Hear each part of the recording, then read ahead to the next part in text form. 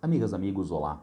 Dando continuidade à nossa preparação para as provas do Enem, para a prova de Ciências Humanas e suas tecnologias, eu separei duas questõezinhas sobre ambientalismo das provas antigas do Enem. Vamos dar uma olhadinha nelas? A primeira questão diz assim: os agrotóxicos estão entre os principais instrumentos do atual modelo da agricultura brasileira, centrado em ganhos de produtividade. Tendem a acumular-se no solo e na biota, e seus resíduos podem chegar às águas superficiais por escoamento, às subterrâneas por lixiviação. O uso intensivo dos agrotóxicos está associado a agravos à saúde da população, tanto dos consumidores dos alimentos quanto dos trabalhadores que lidam diretamente com os produtos, a contaminação de alimentos e a degradação do meio ambiente. Texto base sobre o problema dos agrotóxicos. E lembrem-se, os agrotóxicos tornam-se um problema ainda mais grave com o uso dos organismos geneticamente modificados. Um pensamentozinho de pessoa da cidade, né, sugere que os organismos geneticamente modificados, os transgênicos, diminuem o uso de agrotóxicos devido a esses gêneros agrícolas serem resistentes a pragas, dispensando, por exemplo, o uso de fungicidas, de inseticidas. E isso é uma verdade muito pequenininha, gente. Tem uma diminuição muito reduzidinha do uso de inseticidas, de fungicidas com as plantações transgênicas. Mas as plantações transgênicas controlam as plantas não comerciais, ervas invasoras, através do uso de agrotóxicos herbicidas. Herbicidas que matam as plantas não comerciais, mato, mas não destrói a planta comercial. E, portanto, há um uso acrescido de agrotóxico herbicida pelo uso de organismos geneticamente modificados, gerando, portanto, aumento dos problemas ligados aos agrotóxicos que estão relacionados com o nosso texto base. Vejamos o enunciado. O enunciado diz: uma ação com potencial para atenuar os problemas socioambientais apresentados, o uso de agrotóxicos, seria. O Enem sugere a alternativa C, utilização de controle biológico.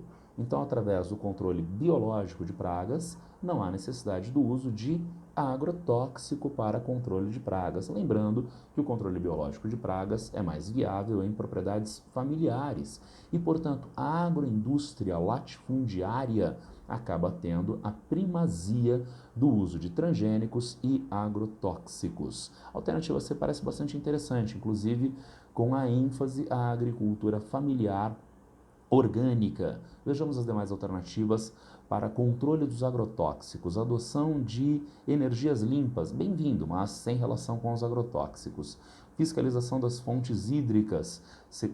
A fiscalização só vai identificar que o agrotóxico está, né, diluído na água, né, mas não vai eliminar o uso do agrotóxico, tá certo? Vejamos D. Formação de cooperativas rurais. Não adianta haver cooperativas que continuam utilizando uma agricultura tecnologicamente ligada ao uso dos agrotóxicos. Nós precisamos ter uma política agrícola ligada, sim, a cooperativas rurais, mas ao uso de orgânicos. Vejamos E. Conservação dos parques naturais não tem relação com a agricultura familiar e o uso de uma agricultura orgânica. Ficamos, então, com a alternativa C, controle biológico. Vejamos a segunda questão. Gifford Pinchot, engenheiro florestal treinado na Alemanha, criou o movimento de conservação dos recursos, apregoando o seu uso racional.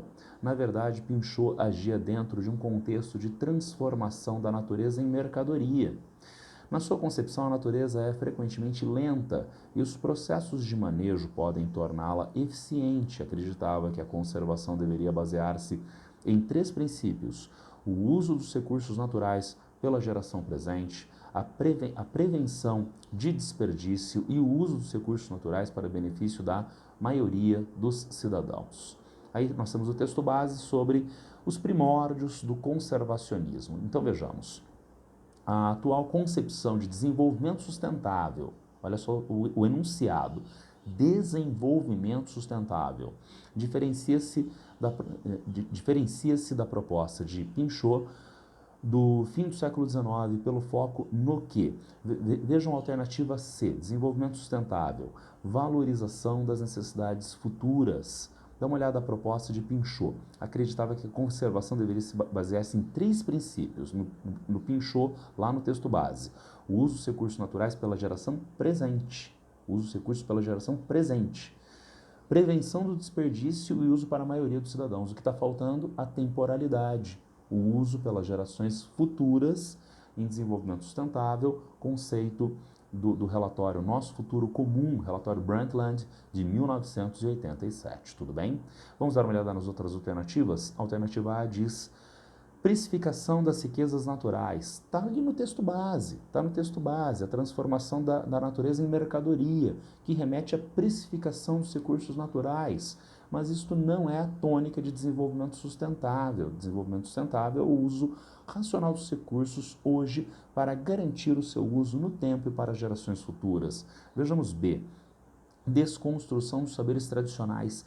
Na atualidade, nós utilizamos isso como um recurso-chave do conservacionismo e também do preservacionismo, na medida em que os saberes tradicionais, de comunidades tradicionais, é chave para a conservação dos recursos, tendo em vista eles utilizarem desde tempos ancestrais os mesmos recursos naturais. Vejamos D de dado.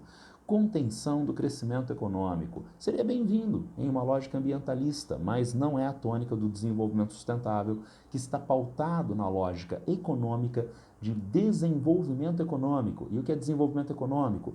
É o crescimento das atividades econômicas, com 2, deslocamento das atividades rurais para urbano-industriais, com maior complexidade tecnológica, que demanda trabalhadores mais qualificados, mais anos de escolarização. Esta transformação do agrário para o urbano-industrial com maior ganho tecnológico se desdobra em 3, ganhos de condições de vida, indicadores socioeconômicos para a população. É um conceito econômico, é um conceito da economia clássica. E esse conceito, a ele é adicionado uma quarta dimensão, que é a da temporalidade. Então, desenvolvimento econômico hoje e para gerações futuras, desenvolvimento sustentável e, portanto, mantém-se a lógica de crescimento das atividades econômicas. E, finalmente, E, oposição aos ideais preservacionistas, apesar de haver uma distinção entre preservação e conservação ambiental, mas o texto base não está contra, o desenvolvimento sustentável não está contra a ideia de preservacionismo, tudo bem? Era isso, 2 questõezinhas sobre ambientalismo para nós nos aclimatarmos ao Enem. Vamos agora ao nosso próximo tema, no próximo vídeo, que é economia e relações sociais contemporâneas.